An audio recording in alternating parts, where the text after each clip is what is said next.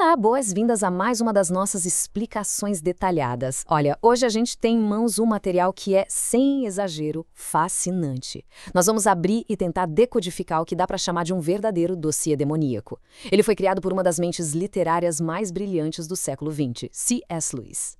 A obra Cartas de um Diabo a seu Aprendiz não é só mais um livro na estante, de jeito nenhum. É um baita quebra-cabeça teológico e psicológico. E o que a gente vai fazer aqui é mergulhar de cabeça em como esse mecanismo genial funciona.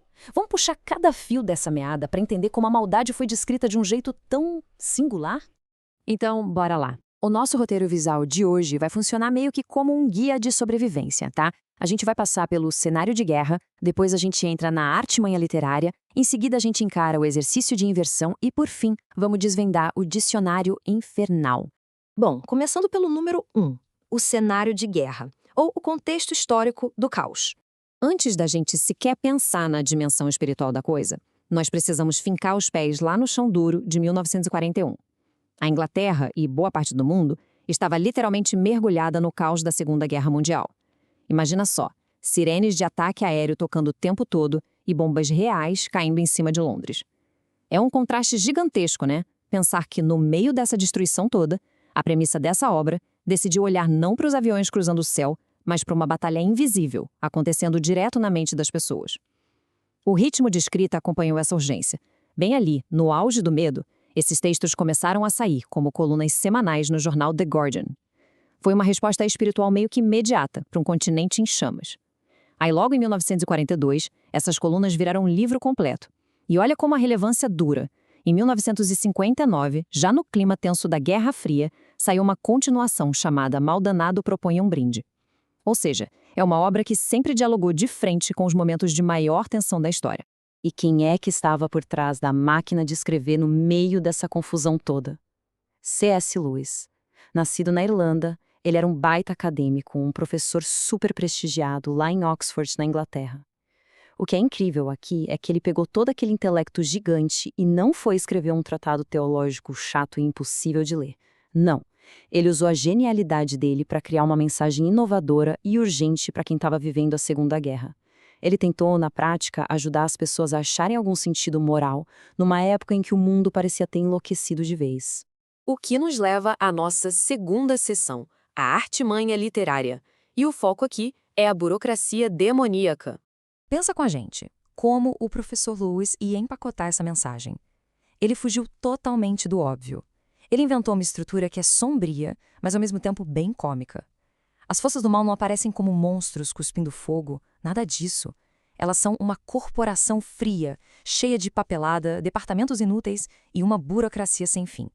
E o esqueleto dessa história inteira se resume ao número 31. A obra é um romance epistolar. Ou seja, a história inteira rola através de correspondências. Para ser exato, 31 cartas. A grande sacada é que a gente nunca lê as respostas. A gente só tem acesso a um lado dessa conversa super sigilosa, quase como se fôssemos espiões interceptando documentos do submundo. Demais, né? E o que segura nossa atenção em cada página é a dinâmica entre esses dois aí. O remetente de todas as cartas é o Maldanado, que no original em inglês é Screwtape. Ele não bota a mão na massa, sabe? Ele é um demônio velho de guerra, um burocrata do alto escalão, um verdadeiro gerente. Ele é o tio. Do outro lado da linha, lendo essas cartas, está o Vermelindo, ou Wormwood. Ele é o sobrinho, o novato, o estagiário que está lá no trabalho de campo, na terra. Toda a lógica do livro é essa. O tio, do setor administrativo, mandando bronca e dando instruções para o sobrinho inexperiente sobre a melhor técnica para corromper de vez uma alma humana.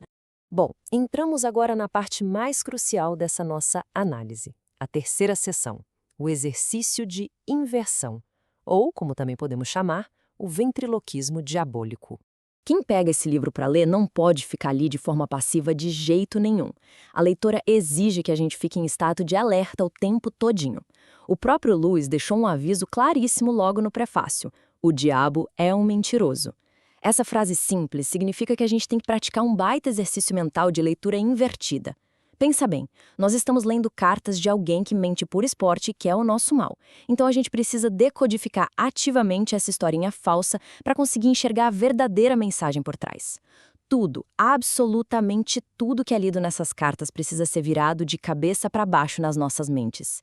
Na prática, dá para ver como isso funciona muito bem. Olha só, se o demônio usa a palavra bom, A tradução real para a nossa vida é que aquilo faz um mal terrível para a alma.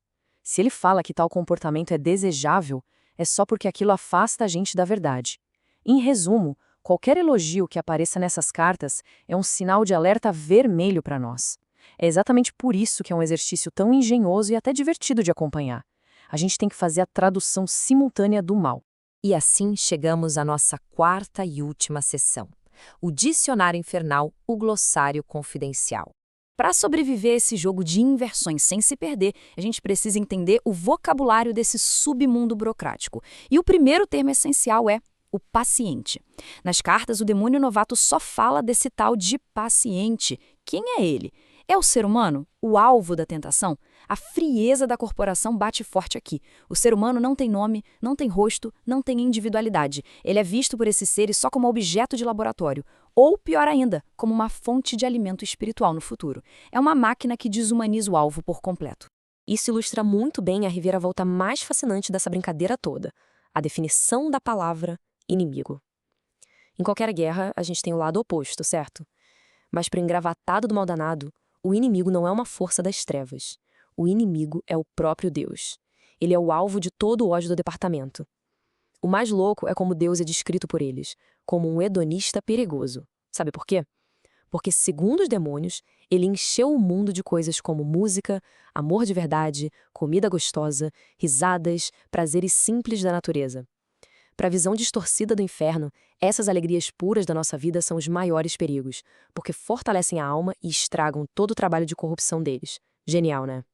É impressionante como o Luiz consegue jogar um balde de ridículo em cima dessa galera do mal. Mesmo com todo o peso teológico do assunto, é muito irônico ver demônios estressadíssimos porque alguém resolveu dar uma caminhada no parque ou ler um livro bacana em vez de ficar remoendo raiva. O Luiz usou o humor de propósito. Ele se baseou numa ideia famosa do Martinho Lutero, que dizia o seguinte: a melhor maneira de expulsar o diabo, se ele não se render aos textos das Escrituras, é zombar e debochar dele, pois ele não suporta o escárnio. E o Luiz faz certinho isso, ele arranca todo aquele falso terror glamouroso do mal e transforma os demônios em burocratas mesquinhos, chatos e absurdamente incompetentes.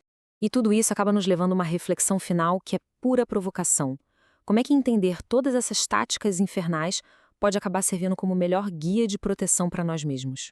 Quando a gente lê essas estratégias todas, desenhadas milimetricamente para destruir a nossa paz, o que o livro entrega nas entrelinhas é um mapa claríssimo de como a gente pode blindar a nossa humanidade contra o orgulho e a negatividade. Esse manual de corrupção se transforma, ironicamente, num espelho incrível de autoconhecimento.